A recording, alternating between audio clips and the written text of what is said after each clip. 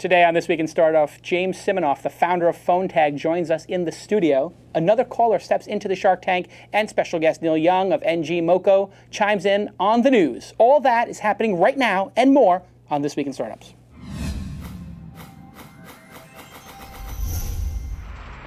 That's what it's all about, man. They said money is the root of all evil. What? Funny how it feeds my people. We ain't gonna live like equals until we get the money, spend the money, and defeat you. Yeah, money is the root of all evil. What? Funny how it feeds my people. Yeah, we ain't gonna live like equals until we get the money, spend the money, and defeat you. Okay, everybody, welcome to This Week in Startups, not start-offs. I am so tired today. I was up all night with the baby. You know, it's like I write this article, Lon, about babies and startups. Right. And what happens. Well, first of all, 1,000 people have to write follow-up stories because everybody with a kid has to write their story. Right, of course. Which is fine. It's everybody's experience is their own. But really good follow-ups to my little email newsletter thing. But then the baby couldn't sleep last night. I couldn't sleep last night. I was up all night. So I'm going to apologize in advance. I'm going to be slurring my words. But despite my inability to do a cold open, we're going to have a great show because today we have a good friend of mine, James Siminoff, on the program. You know him because he founded PhoneTag, which if you call me on the phone, you get a message saying, hey, this is going to be transcribed, and it's the greatest transcription service ever. It really changed my life, that company. And then, of course, his new company, unsubscribe.com, which is also doing fascinating. Welcome to the program. Thanks for coming. Thanks for having me. Yeah, I've been trying to get you on for like 80 episodes, but we've been waiting for the right moment. Yes. Now is the right moment because you have some great news. Lon is leaving after today. Wow. That's going to be sad. I know. I'm broken up about it. Well, we'll talk about it more during the news. Sure. And if you want to take Lon's money and be our new news guy, I just added that. Get Lon stock options. Win Lon Harris's money. Win Lon Harris's money and stock options. And you want to be the new news guy. Actually, that is gender specific. It could be a newswoman as well, a news person. Just email Dina at This Weekend, D-I-N-A, and she will look at your tape and see if you qualify. And something you're totally qualified for is MailChimp. You can sign up for free and send up to 1,000 subscribers absolutely free. Did you like the segue? They're killing it. They're crushing it, aren't they? They're really, what an amazing product. Doing awesome. And that's why I sent the 22,000 people my missive yesterday. Brilliantly. I literally hit send. Yep. I pick up my BlackBerry. The confirmation message is there. Everybody starts getting it. And I used to have all these bounces. And then every time I would email, I would get 50 people saying I didn't get the email. Like literally in the first hour or two on Twitter, I didn't get the email, where's the email? And I got to go back and I got to forward it to them. It becomes a whole rigmarole. Now, none, zero. They have a beautiful clean set of IP addresses and voodoo magic stuff that makes just flow. And I don't have any more problems with delivery. And I get incredible statistics like how many people open it. I'm 5 times the average for the technology business. Like almost 60% of people open it in the HTML. Wow. And the coolest feature, for me at least, is this new Faces dashboard where you can see the people who are subscribing to your list. I pull it up and I can see, wow, these are the last 50 people to open the newsletter. There are their pictures, there are their Twitter accounts. Hey, by the way, they have a Flickr account. I open it up, I bug those people out. But it's kind of spooky. I go follow them and say, hey, thanks for reading the newsletter. And it's building the relationship with people. They've grown from 85,000 users to 450,000 in just 1 year. The product is perhaps the best designed product I've seen in the last year, and I see about 50 to 100 companies a month. And I have fallen in love with this company. I have tried to invest. I have offered to join their board, and they have turned me down. But they did say they would sponsor the show because they love the show and they love the readers, and they're really great entrepreneurs. I think they're out of Atlanta or something like that, hot Atlanta. Somewhere or the other. Yeah, I mean, this is one of those great startups that's been like an overnight success story, 10 years in the making. Go check out MailChimp.com and thank them, please thank them on Twitter and say, hey, just thanks at MailChimp for supporting independent media like This Week in Startups.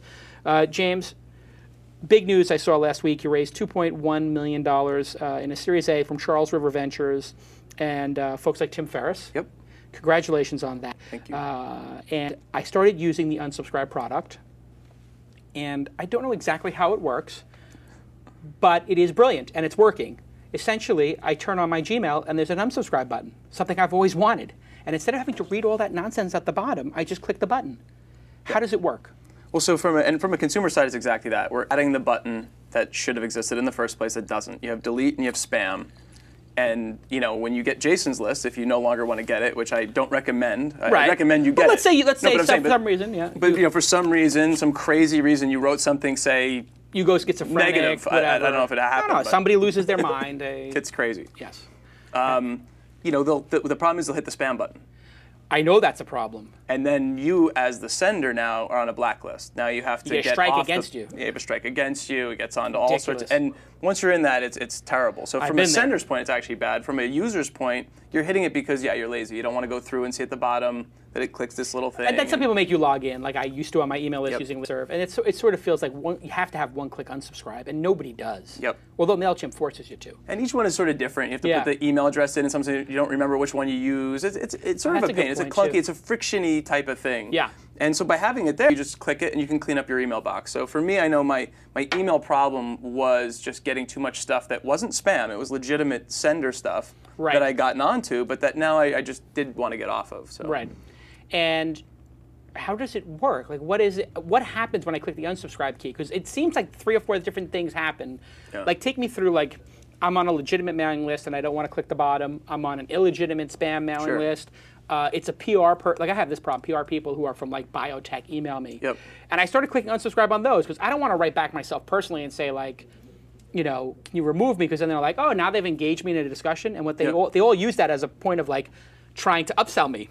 Yeah. Like my unsubscribe is their chance to upsell me. So it's uncomfortable like, socially. Wow, you actually saw it. Yeah. So now it's like this weird social moment. Yeah. So tell me. So there's the first thing. Take me through the use cases. So the first thing is you have to see what the email is, because the one thing we don't want to do is harm the user. So if it's a phishing scam from PayPal, we don't want to say, oh, yeah, here you go, here's all their information. Right. So the first thing is to make sure, basically, that it's not what really is spam. And spam is something that is, sort of bad, you didn't opt into it. Sure. All those things. So once we know that if it's spam, we just blacklist it. Okay. Then we have what's also called exceptions. Like LinkedIn is something we get a lot of exceptions on because you have to log into LinkedIn. So there's nothing we can do there. LinkedIn in this day and age makes you log in to change your email purposes. Yeah. And so does Facebook. So does Facebook. I mean, what a D-bag move on Facebook's part. Was that the first word you were going to come up with? I was going to say S-bag, but I'll just say D-bag. I'll just say bag. If I just say bag from now on. It's a bag move. Well, I don't want to put another $20 in the thing. And there's some stuff we think we can do around that that's interesting. Yeah. We just sort of started in this game. We're still very new in the company, so there's a lot of stuff, obviously. Our whiteboards are filled with You have a features. premise. We're going to unsubscribe you, but you're building the techniques, essentially. Exactly. So right now, those we call an exception.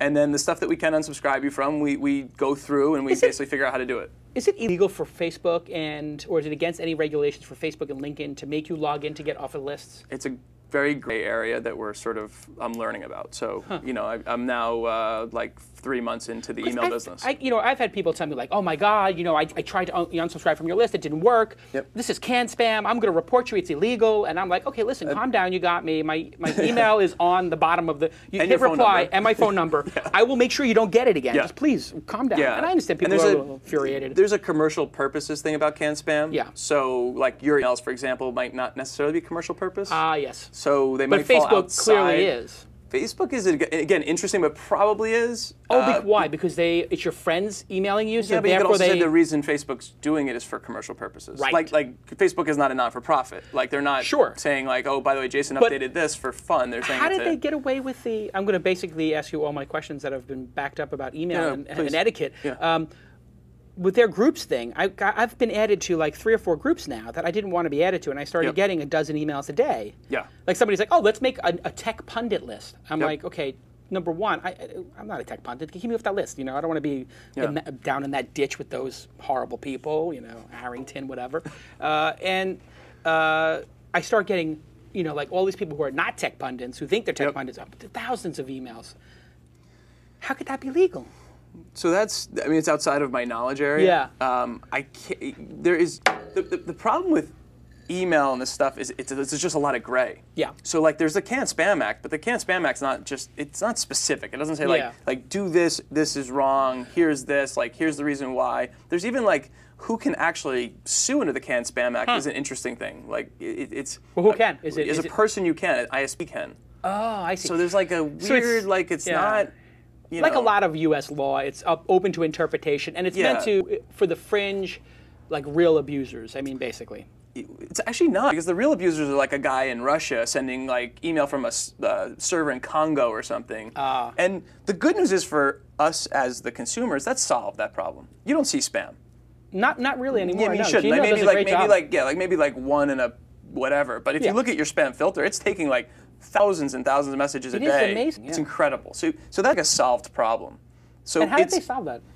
Just it's one of those. It's a solved problem from the consumer. It's a really unsolved problem in terms of like Gmail has to work every day on making sure that like because that guy in Russia is like changing, right? His stuff like every second. Bobbing and weaving. Exactly. So, but they've done. I think at this point it's a really solved problem. Right. And now we look at it as like, what's the next unsolved problem in email? And it's the that gray area. It's the legitimate, but that you don't want anymore email. Yeah, it's legitimate but annoying. Yes. A legitimate but unwanted. Yeah. They call it bacon. That's yes, the term for bacon it. is a spam, but spam you once upon a time signed up for. Wait a second. Bacon's delicious.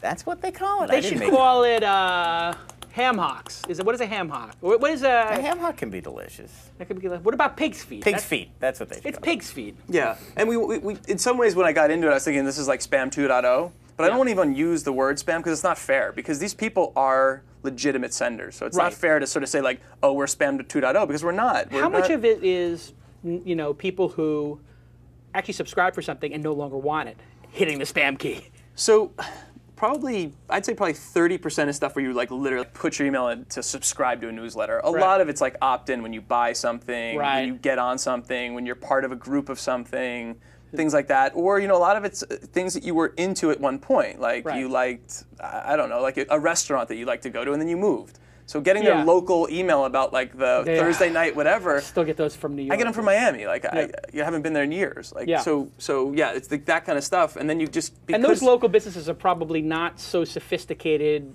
with unsubscribe. They might be using technology from 8 years ago, like I was with listserv. Sure, they're getting better though, and that's when you see like Mailchimp's numbers. That's the base that we're getting up, like that 400,000 people, like that's a big growth, and that's a lot of those little restaurants are moving off of like some little outlook because they have delivery problems.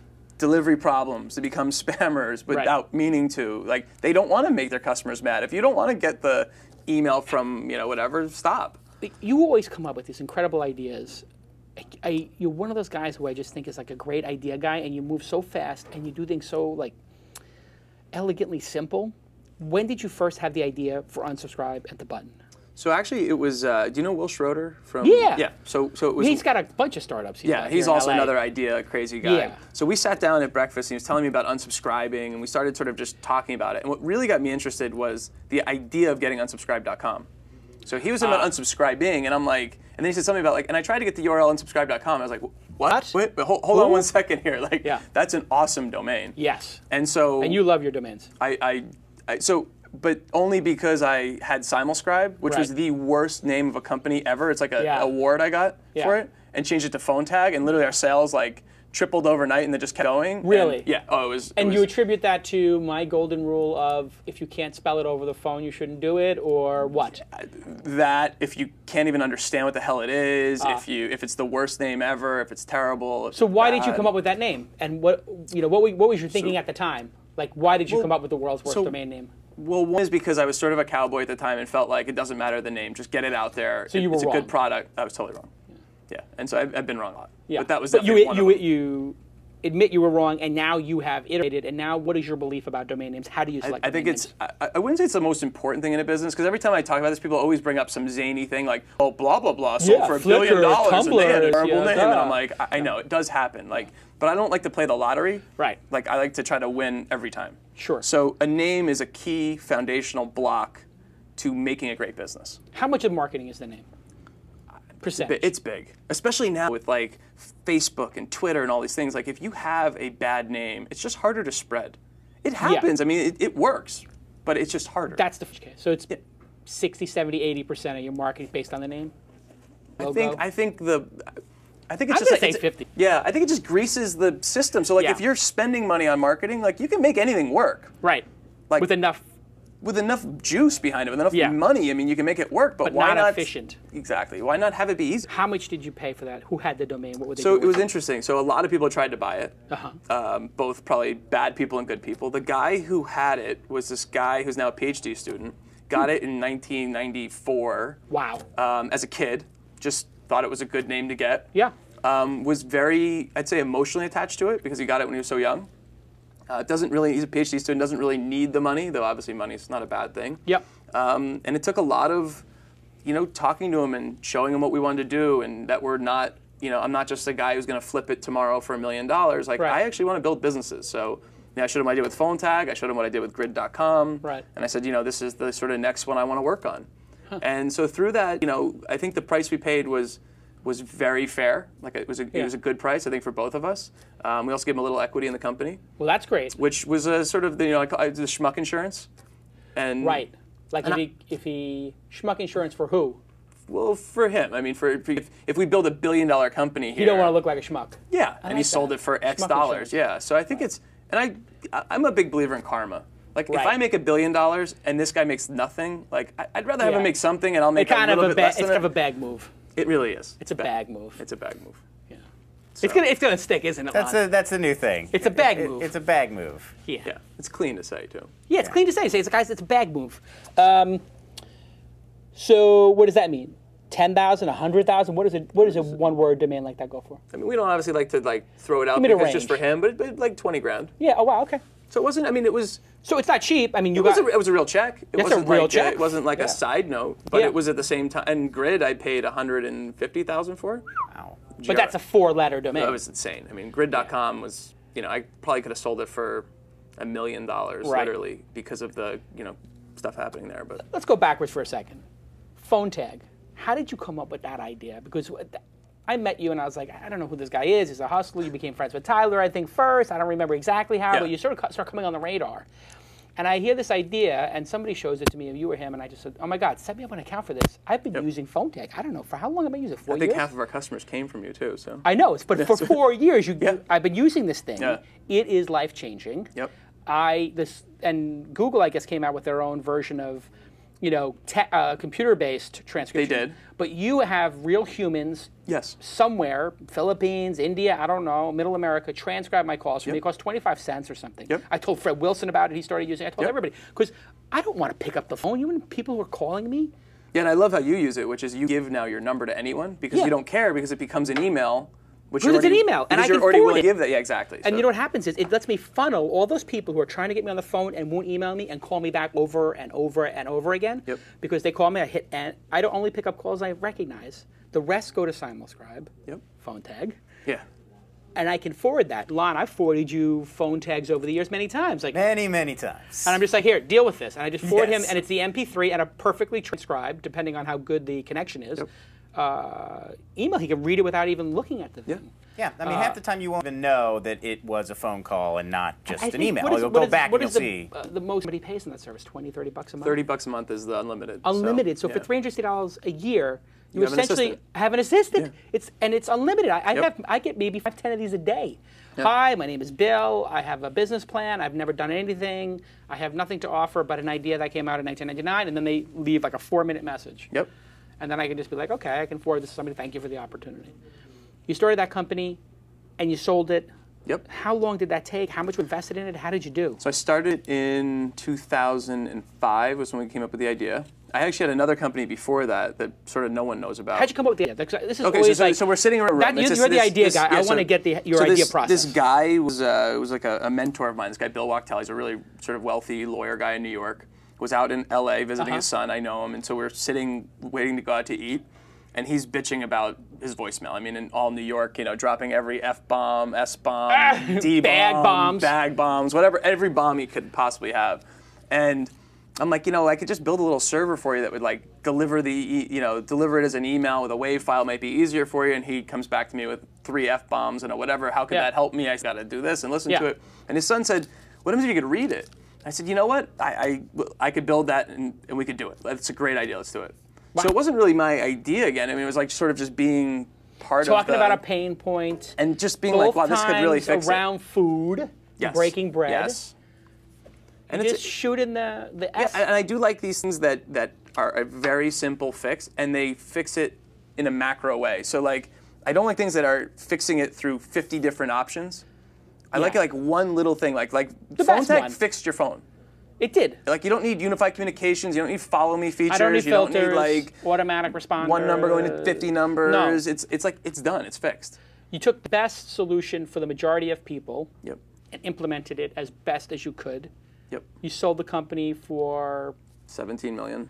17 million just after 2 or 3 years of building it. After we sold it in 09. I really joined it full time in 06.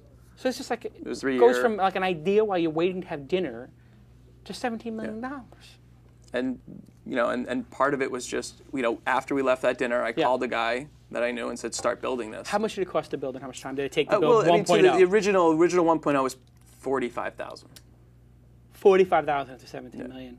Just based. I mean the original. We ended up raising 5 million, but it was that the first version that was actually working was like 45. So now Grid happens. This is the thing you did in between. Yep. How did you come up with that idea? Was this also over dinner or lunch or Grid brunch? was actually an idea I had for a long time, which is as I kept developing all these different businesses, the one thing I kept running into was the friction of the vendors. So I'd always be like, one thing I heard a guy say this, and I love this, it always stuck with me, is like, imagine what you could do without vendors. And by that I mean, like, if you want to get voice over IP stuff, you need to sign a contract. Yeah. And now Twilio has come in and fixed that problem. If you want to get SMS, you need this. If you want to get internet, you need this. If you wanted to go to send mail, you used to have to go through a whole process. Now MailChimp is, so a lot of these things have come up over the last couple of years, but it was really frictionless services was the idea of Grid. Yeah. Just for everything. Yeah. And what happened with that business? I think that one tanked on you, didn't it? Well, the VCs there's there's some horror story I remember. Oh, tell me the horror story without names. So we raised $2 million.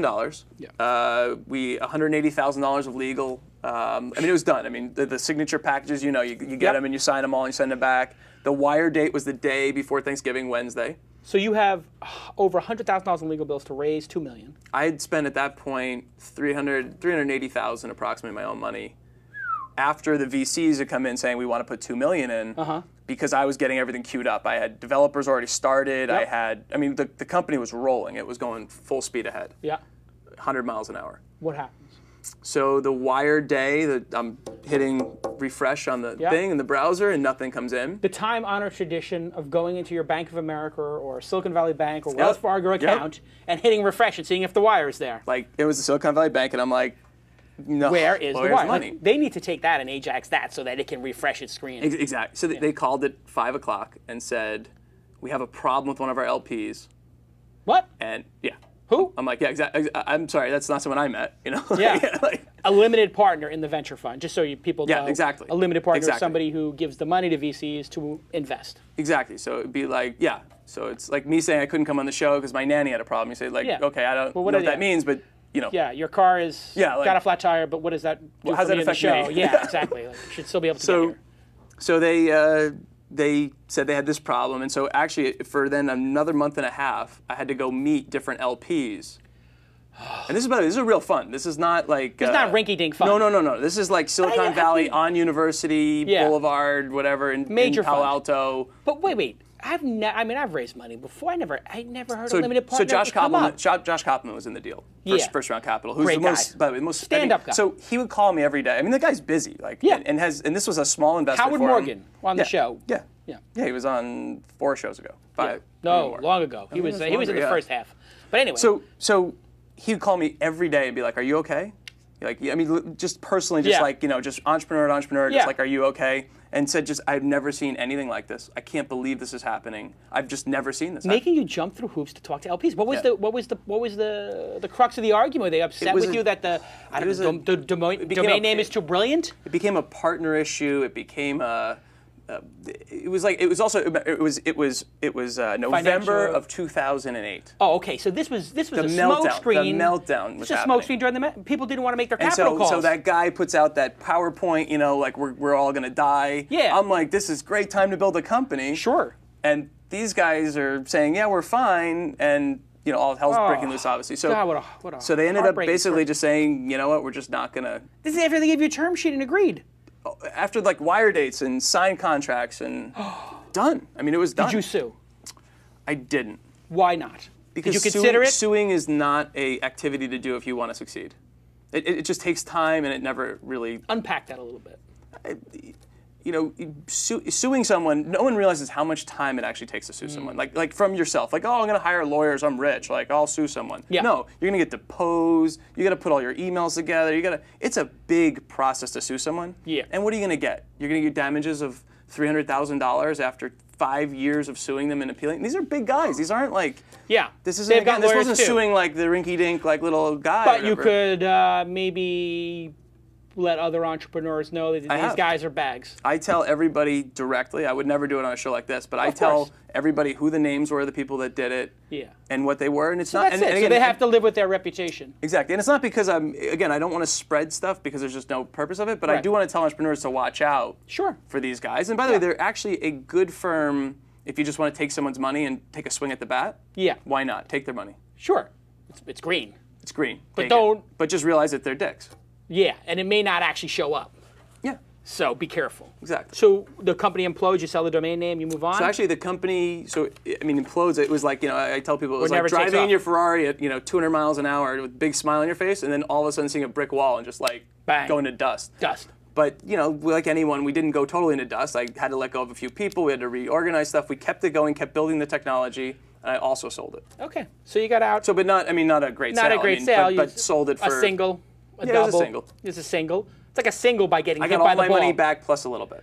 So which in that situation is I would give it the analogy like your first company was a home run. The second one was like getting off first base by getting hit by the ball at 95 miles an hour in the head. Yeah.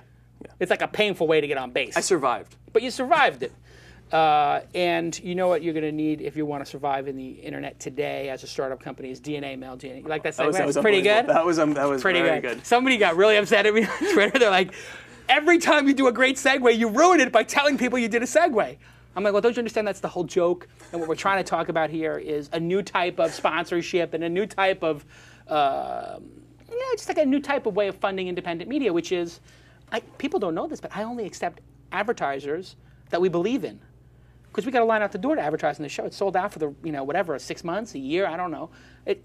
Literally, there's no open slots. So we can pick and choose who we want. And one of the people we've had with us from the beginning, and which I love, is DNA Mail. DNA Mail, if you want to succeed in business, move your stuff to the cloud, the grid, and get their Google Apps and Microsoft Exchange hosted email services with free activation, like you talked about, free setup, free 24-hour support, 7 days a week, with people in Los Angeles that care about your business. They're going to have a lot of empathy if you have a problem. 99.9% uptime guarantee. Don't let your business suffer from subpar communication. Sign up today and take advantage of their 30-day free trial. Exactly what you talked about, James. You just want to sign up and not have a problem. Yep.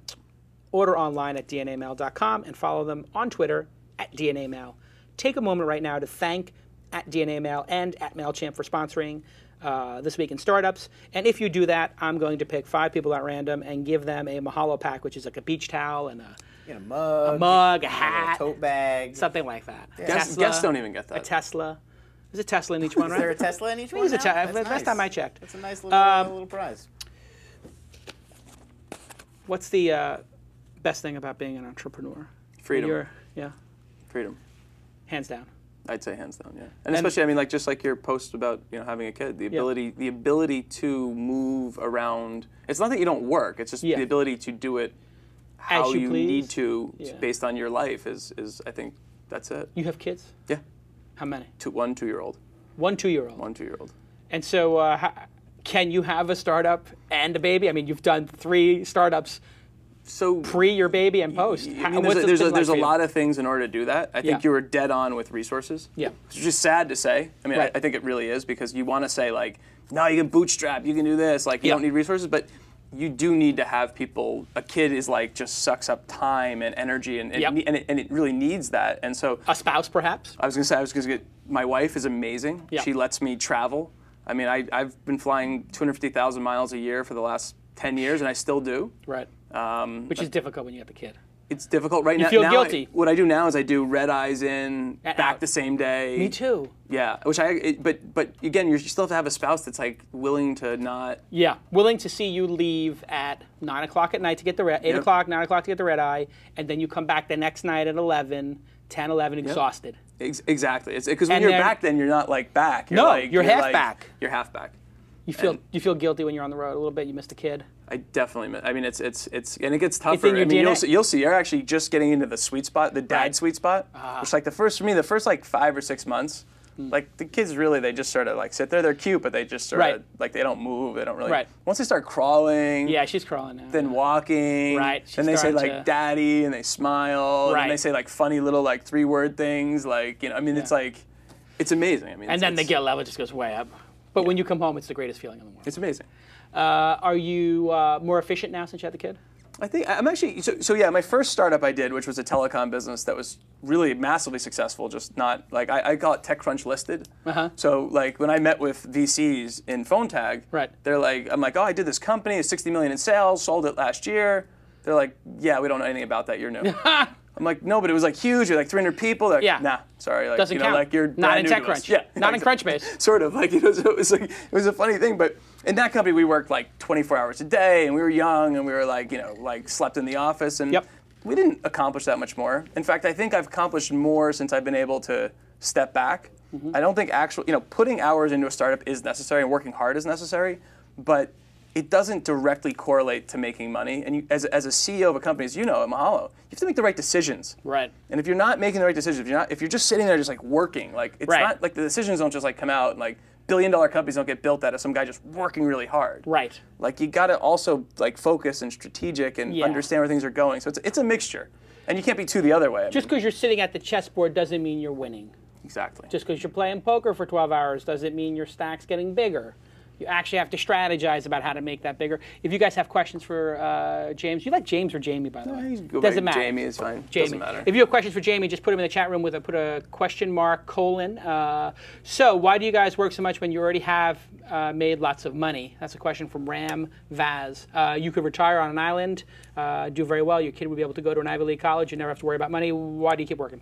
Because it's what you do. I mean, I think that's like, you know, I didn't start the first company to start a company. I did it to, actually I said, I did it to start a company. I didn't do it to like make money. If I want to make money, go. If you want to make money, go be an investment banker. You'll make a lot of money. It's almost guaranteed. Your life work sucks. less. Well, your life will suck. I mean, Oh, that's true. You work a lot, those guys. they work a lot, but it's like also like it's like gnarly Smarmy, work. Like yeah. like it's not like a. Cutthroat, But I'm yeah. saying, but you can. Not There's ways to creative. make money that are a lot smarter than doing this. Sure. It's just this is what you like to do, and if you like to do it, you do it. Let's see other questions. What does freedom mean to people like Jamie? So freedom is the ability to do whatever you want to do. It doesn't mean you're doing it. It doesn't mean I'm going to go like just because I'm not going to go kite surfing on an island for the next 3 months. Right. But the ability to actually make that decision and just do it is to me is the most valuable asset you could have. It is freeing in a way that you now have this nest egg, and you can basically, if you fail a couple times, it doesn't make a difference, does it? You're sort of you've already won. Sort of, yeah. And it makes it, I think you also, now I'm hoping, I think you build bigger things because now you can swing a little bit harder. So now that you've got the single, you got the double, now you can swing for the fences, go for the grand slam. Yeah. You know what? I have to agree with you. That's why I always tell people if you get a chance to exit early in your first company, it's not the worst thing in the world. It's not bad, and also it gives you a track record. And you can go bigger the next time. Yeah. And I think that you're one of those guys. You don't seem like you're married to your last idea. Like you believe that your best idea is in front of you, don't you? Yeah, I think there's always a good idea. I mean, I think there's always something fun to work on. So it's you know, but the sad thing is that I wish I could work on 30 ideas at once, but you have to focus on one idea. You can't. I don't think you can work on 30 ideas and make them all into billion-dollar companies. Right. I think there's certain points where you can leave and do whatever, but you really have to focus. When it's really beginning, you got to really focus on it and grow it, and then go to the next one. That's the thing. You're an idea guy who knows how to execute. And I think that that's the difference. There are guys who can execute really well. They have no good ideas. And then there are guys who have tons of ideas. Some of them good, but they cannot execute. You really need to have both It's of like those that guy things. that you meet who's like, what are you doing? And he's like, I do this, I do that. He does like a million things. You're like, Yeah. how big is your office? He's like, oh, it's just me at home. Like, Yeah. You're not doing all those things. So you're Like, not doing all those you things. You get to have Exactly. like a I'm the bullpen of CEO people. of Yeah, 4 like- companies. Yeah, no, you're not. That's always the best when you go to a conference and somebody's like, I'm going to give you this card and this card. Yeah. And I'm like, dude, did you really just give me 2 cards? I mean, I have 1 card. A 2-card guy. He's a 2-card guy. Some guys have like, and I'm doing these 3 things. Let's do a Shark Tank. I need money. What I want, that's what I want. That's what I want. What I want. That's what I want. Okay, so we're moving right along. Pete, you're on the line. Pete, where are you calling from? Calling from Stockholm, Sweden. Ah, from Sweden. Very nice. You know the rules of Shark Tank. You're going to have 60 seconds. You're going to tell us your idea. We're going to listen and take notes. And then we're going to rate you based on 2 factors on a scale of 1 to 10. The first being your ability to present your idea, your pitch, on a scale of 1 to 10. 10 being the perfect pitch. 1, 2, or 3 being the pitch that Jimmy Wales would give. And then we're going to do the quality of your idea. 10 being Mahalo or PhoneTag or This Week In. And 1, 2, or 3 being Wikia or something like that. It's pretty good. That's pretty fair. subtle, right? I'd say that's fair. Pretty subtle. Pretty fair. Are you ready? Ready to go. 3, 2, 1, go. Okay, the travel market is flooded with websites that let you research the activities and attractions about your upcoming trip, yet they all neglected social aspect. Wouldn't it be interesting to see who else would be vacationing alongside you? Well, vacationrelation.com is the first website to let users actually socialize their vacation. Rather than attempting to create a new community, we leverage users' existing social media like Facebook and allow them to connect, plan, and communicate to others who will be at their vacation. We ask users three simple questions while aggregating demographic data and organize it into a clean, user-friendly interface that provides seamless communication from their existing networks. So imagine you're planning a vacation to Paris with your girlfriend and being able to find out which hotel is most popular for American couples aged 25 to 30. After filtering the other vacationers, you notice there's an English guy within the tech industry who's also traveling with his girlfriend and wants to meet up for a drink. Through a vacation relation, you can directly send him a LinkedIn or Facebook message. We're working with several partners, and the site will launch November 16th at the Travel Innovation Summit in Phoenix, Arizona. Okay, very well done. Vacation relation. Jamie, what did you think of the pitch? Good pitch. I mean, you did a good job pitching it. Okay, what'd you like? I like the name. Yeah, Yeah, vacation relation. It rhymes, like a stub hub. Like kind a of thing. stub hub kind of A thing. little bit longer, but good. So yeah, long but good. I don't know if it actually works in real life. Yeah. So That's the what idea, worries me. getting into the idea. But if he's a smart guy, what I like is he's going after a big market. Travel. He's going after a social.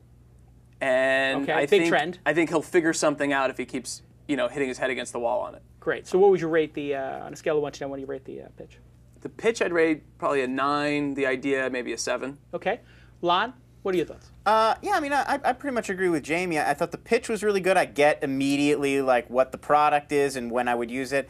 I don't know. I'm a little skeptical about whether this is really something people want. I mean, do they want to plan a vacation and then meet up with strangers while they're there? I mean, it just seems like if I'm going on vacation with a bunch of friends, I'm going to talk to those friends about it, and we're going to plan the vacation together. Yeah. And if I'm going on vacation with my girl, I'm going on vacation with my girl. And I don't necessarily need to be socializing my vacation. Having said that, I mean, a good pitch and clever, and I'm sure there's something there with social vacation, social media. Yeah. So, I think it's an interesting idea. I would give the pitch, probably a 9, and maybe the idea 5 or 6. Okay, and in the chat room I see 98, 73, 86, 76, 87, 87, 74, and people saying they like the idea in general. I think the pitch started out pretty strong. However, I didn't understand what exactly the use case was. So you made some good points, and obviously you're in a great market with a good domain name. The logo looks okay. The site looks decent.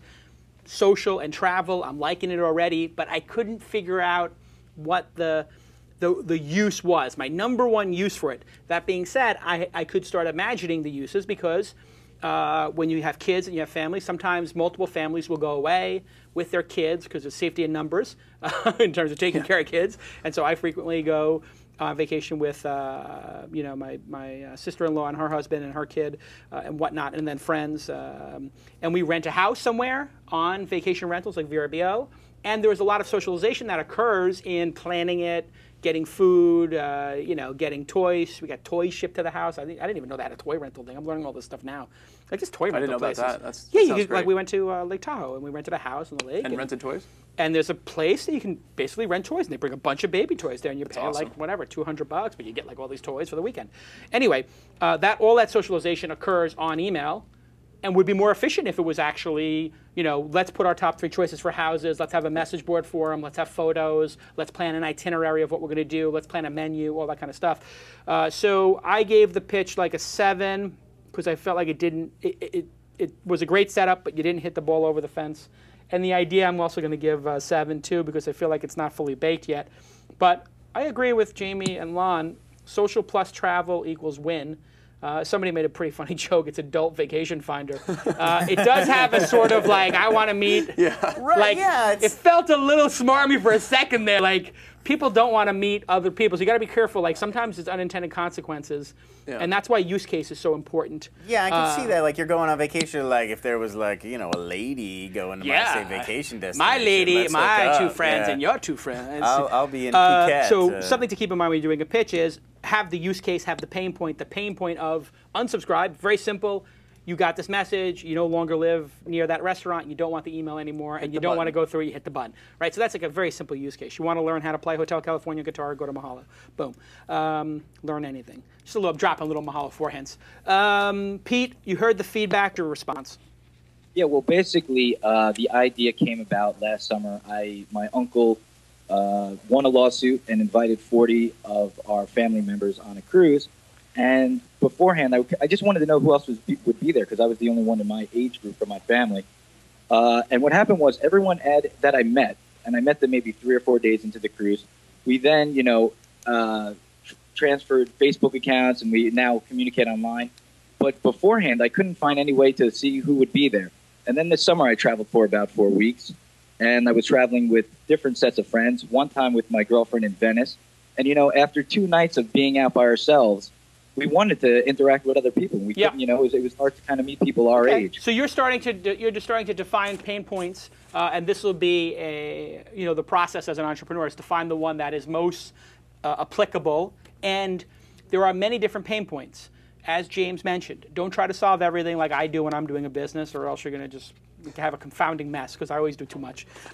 Be like James. Pick one thing. I think the one thing that would work really well is itineraries and where to stay. So I would focus on, if 30 people are going somewhere, a platform that lets them pick what activities they want to do at what times and what days, and lets people vote on which one they are most psyched for, and then people putting it in there. Just itinerary planning is enough. Nail something. Get something under your belt. Even like for a cruise ship, be a private label site that the cruise ship, so you can opt in if you're going on the cruise. Absolutely, wow. And now you have like 300 people, 100 opted in. Right. And now they can all sort of get their stuff together and have these little... Yeah, so if you did it, that's a great idea. So if you white labeled it for a cruise and said, you can self-organize in this and do my cruise, and we have the group that wants to play basketball in the morning, the poker group at night, and the group that wants to do read a book together, and then we have a children's book reading group. Or who wants to play Scrabble? We have Scrabble, so we're going to have Scrabble at 3 o'clock. Anyway, lots of different ideas for you there, Pete. And do you have a favorite guest so far on the show? Favorite guest so far? It was interesting you had on the founder of Reddit, who just launching Hitmonk right now. Yeah. And he's going to be at the Travel Innovation Summit that we're also launching our product at. Great. In 2 weeks. He was awesome. interesting Here. I agree. Yeah, definitely. All right, well done, and we'll see you next time. Okay, thank you very much. Good. He did a good job. He did. I like big markets. Like if you're going for something big and you're going to work hard, you'll find a way. It's also... you're basically, if you're in a big market, the market can sort of carry you a little bit, and it can make up for some mistakes. Exactly. Like if you're in a little market, you really you have to be perfect. You have to nail it. You can't A degree of difficulty. Let's do the news.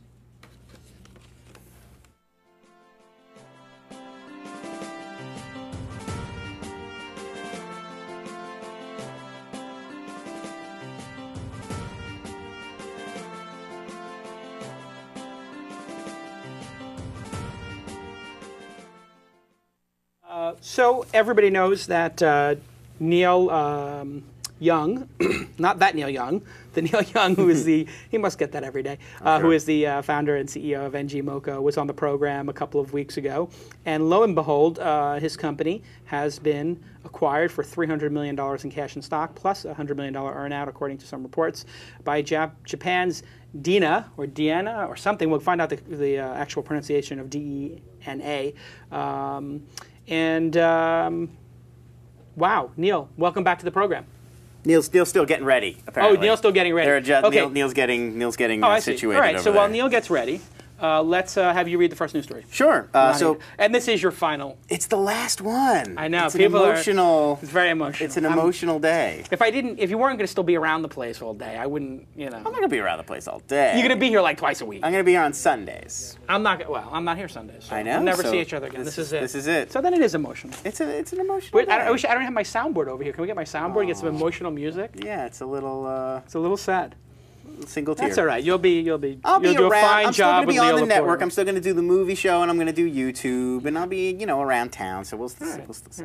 So Facebook recently launched its Places check-in feature. Now the company may be poised to take on Groupon directly with this new Deals product. According to a post on the All Facebook blog, the concept is to provide incentives for people to not only check in at retail locations, but to check their friends in as well. So if you check in and tag 3 of your friends somewhere, you unlock a special deal. Facebook so far has declined to comment on the story, but it seems to be pretty accepted out there that this is coming.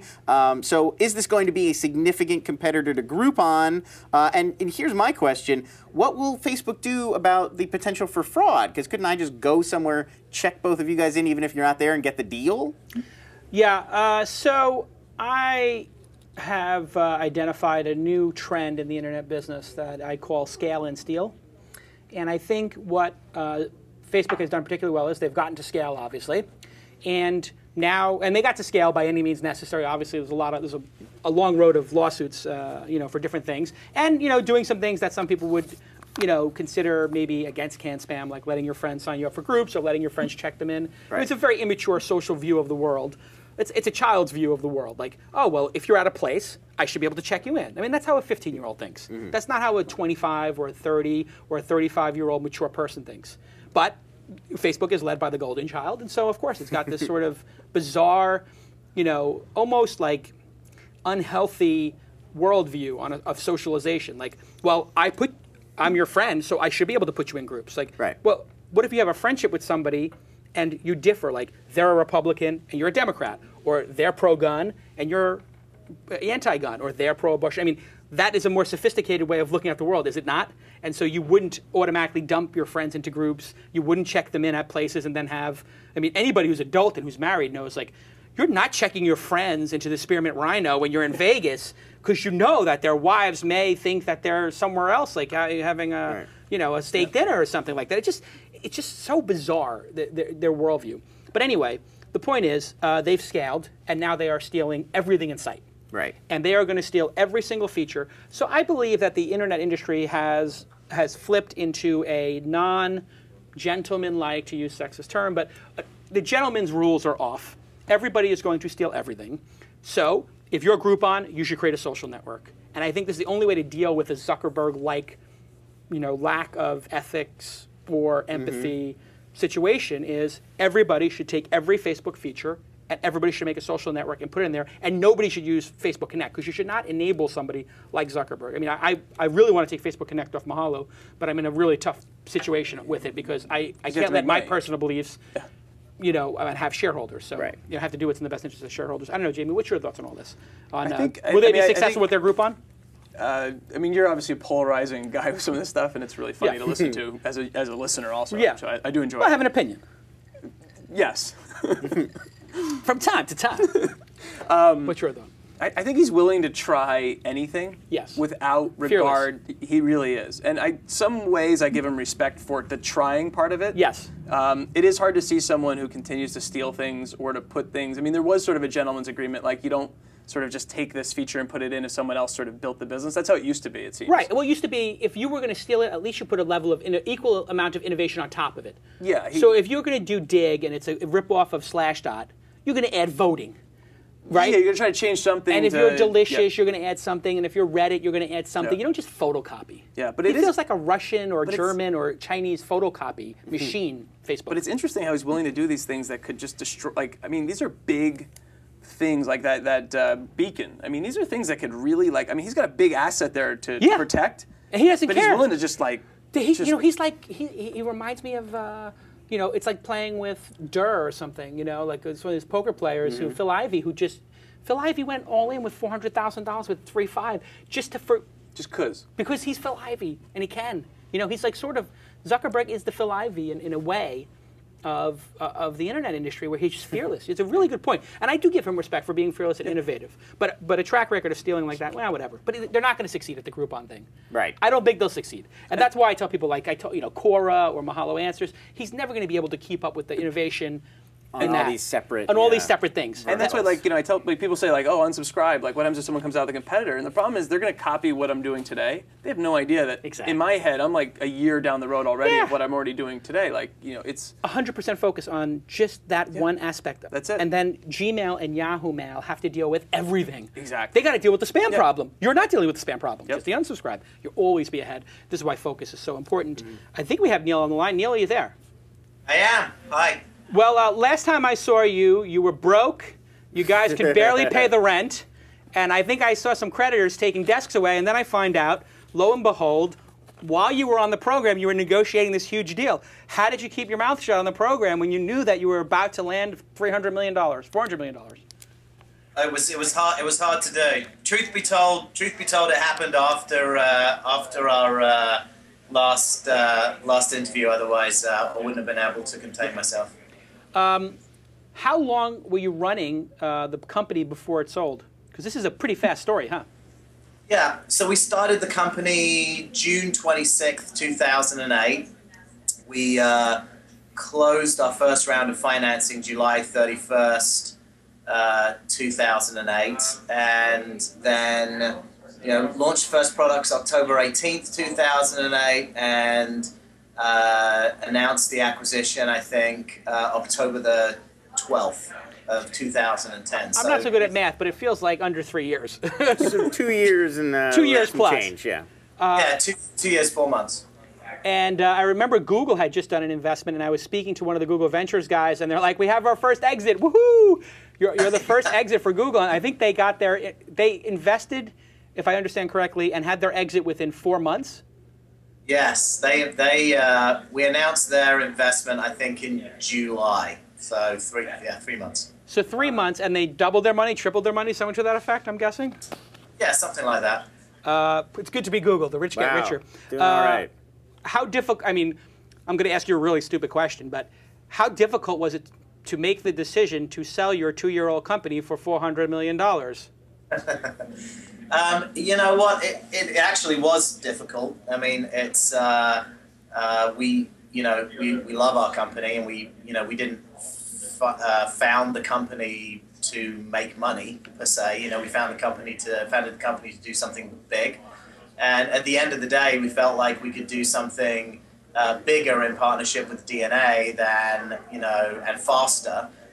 Than we could necessarily do as an independent company. And that ultimately was the motivation at the end of the day was, we want to build the biggest company of this kind that the world has seen. And this felt like the best way to do it. And so how does one come to the decision? I mean, obviously you're the founder and CEO. I'm assuming you have a founding team or perhaps some co-founders. What's the process? Do you just get an email from them, or does a banker call you and say, "Hey, can you do a phone call with this person?" When did you first get in touch with them? Well, I've known Tomoko Namba, who's the CEO of DNA, for about 14 months, I think, and we met when we were doing our Series B. And we did a Series A, Series B, Series C, and a C1. The C1 was the Google round. We did the B in January or February of 2009, and at that time we started talking to people that we thought might be good partners for NG Moko. What DNA has been able to do in Japan. If you don't know much about the company, is pretty incredible. They own really, the definitive social game network in Japan. It runs exclusively, or up until recently, has run exclusively on mobile phones. They have a partnership with Yahoo in Japan, Yahoo Mobage. The service they run is called Mobage Town. And they're a $1 billion revenue company, $3.8 billion market cap, and they do basically the same thing that we do. And And so I met Tomoko back then, and she was interested in investing in companies in the West, particularly companies that had game networks. And ultimately we didn't do something at that time, but I got to know her. As we sort of pivoted our company last summer when we moved to free-to-play games. Yeah. And it moved off of, I think I mentioned to you guys before, we were building paid applications, reached the conclusion it would be really difficult to build a company of consequence just on paid applications, and then focused on free-to-play, and that really kind of changed the shape of our business. A few months ago, we started asking ourselves kind of what's next. And, what's next for us is sort of making the transition from an application company with an affiliate network to a platform company that has world-class first-party development and third-party development, really broad third-party development. And we started sort of fashioning the business really to become the Western DNA. And, this is a new trend, I think, that we're going to see a lot more of, perhaps. The companies in Asia, China, Japan, Korea, whether it's SoftBank or the company that bought yours or Naver, these are very large, multi-billion-dollar, publicly traded companies, and they're looking at the United States as a market to expand to. Yeah. And they need smart American, folks to run their U.S. Entities, correct? Yes, absolutely. And I think for companies like DNA, when you've reached that scale and size in just a single market, and you see what's happened in free-to-play, and you see what's happening in mobile, the partnership with a company like NGMoco makes sense on a lot of different fronts, not least of which the expansion sort of outside of their historical borders. Jamie, you have a question? Yeah, I have a question for you. How are you going to make sure, or how did you try to make sure that with such a large company that you're going into, that you sort of keep the autonomy or the ability to do what you need to do here to still succeed? Yeah, absolutely. There's a couple of pieces of that, of that puzzle. Probably the first and most obvious piece is I'm joining the board of DNA, the publicly traded company, or at least joining the board subject to the approval of the shareholders in the summer. And so that is, one mechanism to kind of make sure that we add value at every level inside the combined company. So I'd say that's the first thing. Secondly, if you're familiar with the way that that earnouts are structured, and as as we've announced, our deal has a portion of the economics tied to earnouts. There's typically language there that allows the business to kind of operate, as independently as it needs to in order to be able to accomplish that. Now, that being said, I came from Electronic Arts, and at Electronic Arts, we managed to mess up acquisitions every single which way we tried. and we first would try and stamp our culture on the companies, and then that didn't work so well. And then we let the company stay completely independent, and that didn't work that well. And I think the conclusion ultimately that that we came to there, and that I came to, is what you really want to do is take enough of the culture of the acquiring company to feel like you're a part of it, and embrace that culture and leverage that culture, but also recognize, especially when you're in a creative business, that people make products, and the culture is a key factor in how successful those products ultimately are. And so making sure that you have the mechanisms in place to be able to, assure that and protect that for the benefit of the greater organization is important. Awesome. Neil, continued success. And unfortunately, I'm still stuck at level 39 in We Rule, but I'm halfway to 40. If you want to drop some mana in my account. We Rule quests. I wouldn't stop you. No, actually, I did a quest. I'm on my first quest right now, trying to score stuff. I mean, I'm a 40-year-old man. You're an avid We Rule fan. I play We Rule when I wake up and when I go to bed. It's like takes 3 minutes a day. I play out my stuff, my magic cauliflower, and I'm done. Right. But I don't know why I'm still playing. I'm embarrassed. I'm just like, no need. It's addicting. You give up at what level? 20? Yeah, I was in the 20s, and I stopped. You know, you stop for a few days and you start getting those sad faces over very your crops. sad. It's very defeating. Very defeating. All right. We'll change that. Good luck, Neil. Good luck with everything. All right, Congratulations. thanks, guys. Thank you. Bye-bye. I love it. I love that Dina's doing a great job as a producer. She's like She is. really adding great value. Dina's awesome. Yeah, who's that last guy? No, it's just. Wait, it was you. I know. Oh, okay. I'm joking. No, it's just we have more resources. So she's actually like, oh, well, you know, they sold their company. Let's have him on during the news. So now we may actually work. That was your idea. This one was mine. I'll Okay. admit. But Dina is doing. Not to take anything away from Dina, Right. she is doing a wonderful job. Whose idea was it I'll though, make to sure work she somebody books me. in the news? That was your idea. Good idea. this guy? Yeah, so now maybe during the news. But of course, now we're going to make the show 2 hours again. Let's do the next news story. Right.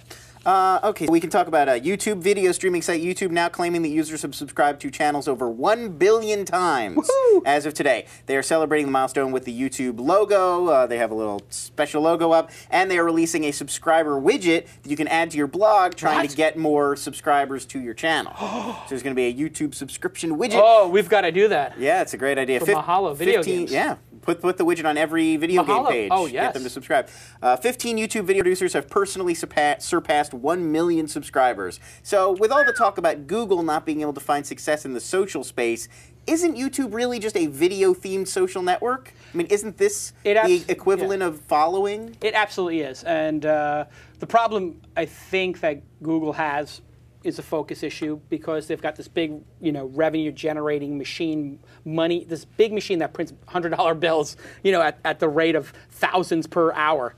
And then you have, over here like Android, which is, going to change, an entire industry.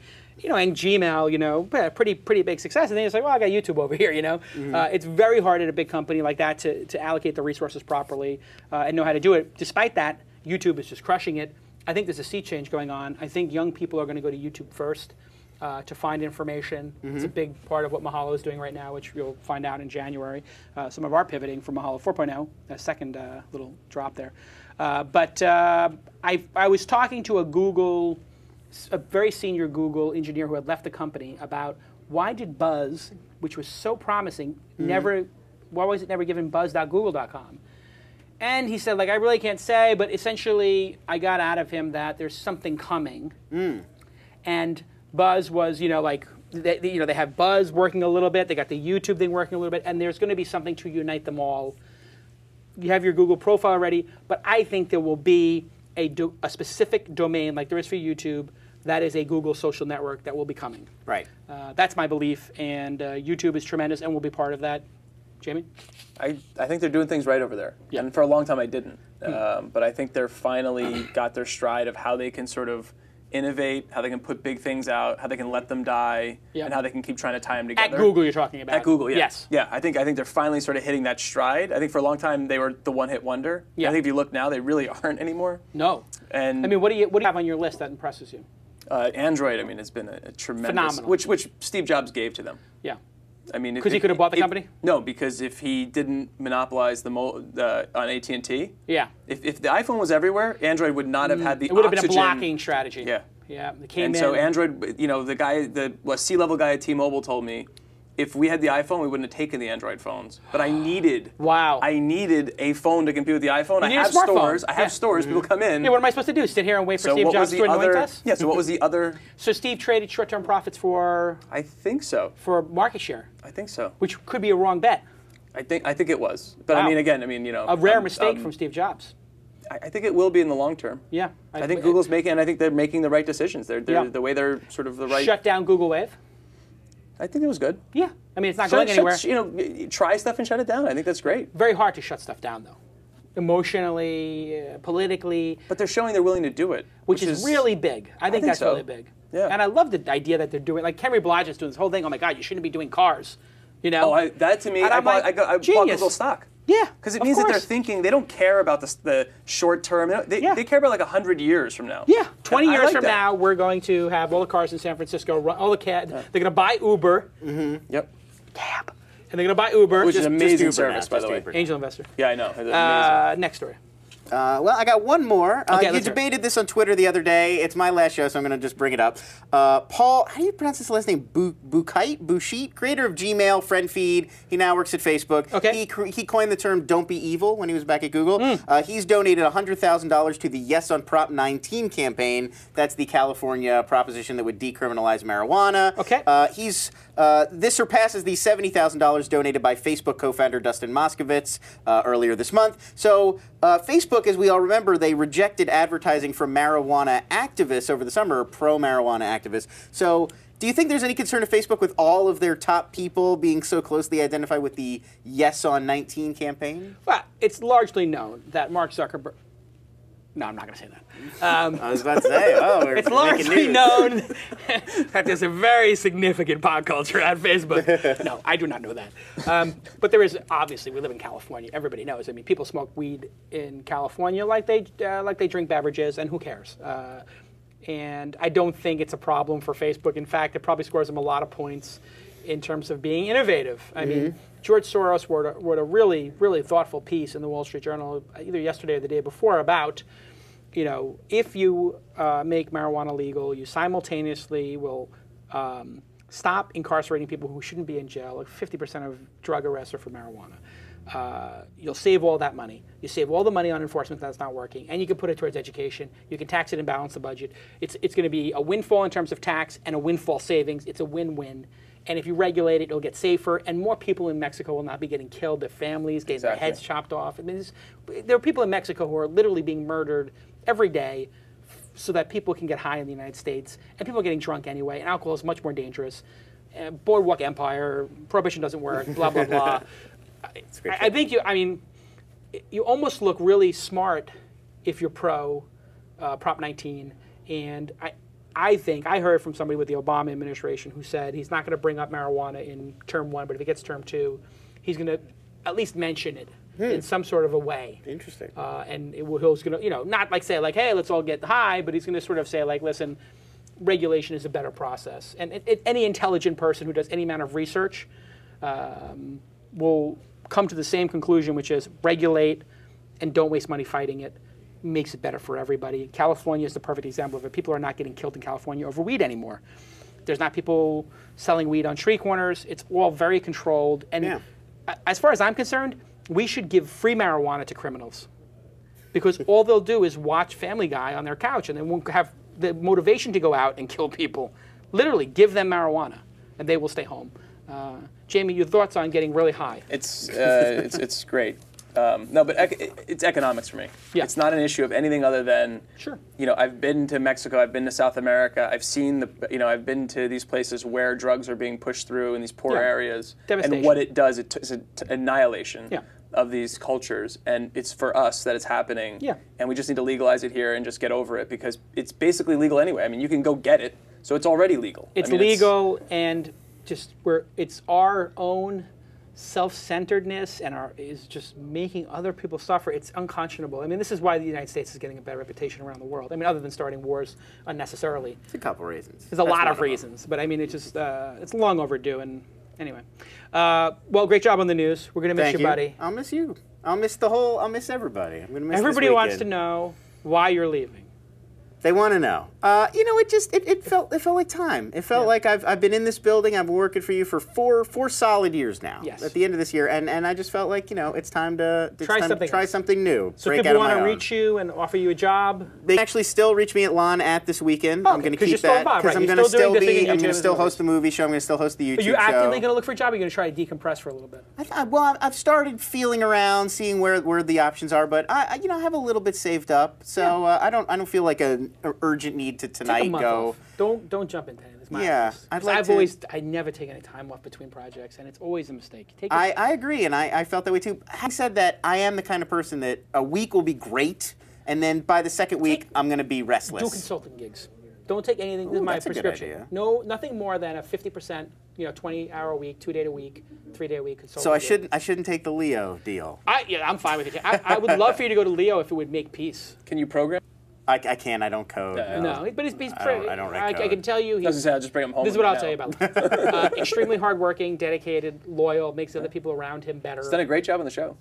Very hardworking, I appreciate that. and constantly developing himself as an individual. And I wish you all the success in the world in your future endeavors. You will get a Calacanis MBA when they're printed. I'm having MBAs printed up like professional that are going to be like Calacanis MBAs. Really? I'm not shocked. Yeah, and I'm going to have them laminated like professionally. Yeah. And it's going to, well played. And I'm going to give one to anybody who lasts 3 or 4 years working for me without like a mental defect or, felony charges.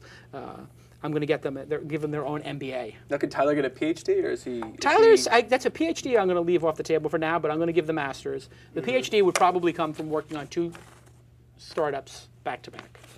You'd have to come back for a second round. You have to be stupid enough to come back for a second round with me, which I don't know that many people are going to do. Or if I invested in their company, that would count as well. So That if would, I right. invest I in think that's it. Tyler's, If you work for you and then you start your own company. And that I invest in or I'm an advisor to. That's So actually, a PhD. the guys from GDGT, Peter and Ryan, should probably get PhDs. Yes. But it's only after 3 years at their next company, and that company has to become successful. Right? You don't just get it. Right. You have to complete some tenure. Sure. know, Right. yeah. That's your thesis project. Is you Your build thesis project is your own thing. successful So company. Calacanis PhD and Calacanis MBA. But I'm literally going to make these MBAs, and you can put it on your resume, and I think people will take it seriously. I think they would. I'm You would take the delusional. experience you had to do to get that. I don't know if the actual document. No, would no, be I think I would physically bring it with me, like bang, put it on the table, be like, here it is. Like I'm going to get it laminated. It's going to be heavy. Get a nice frame. We'll see you all next time on This Week in Startups.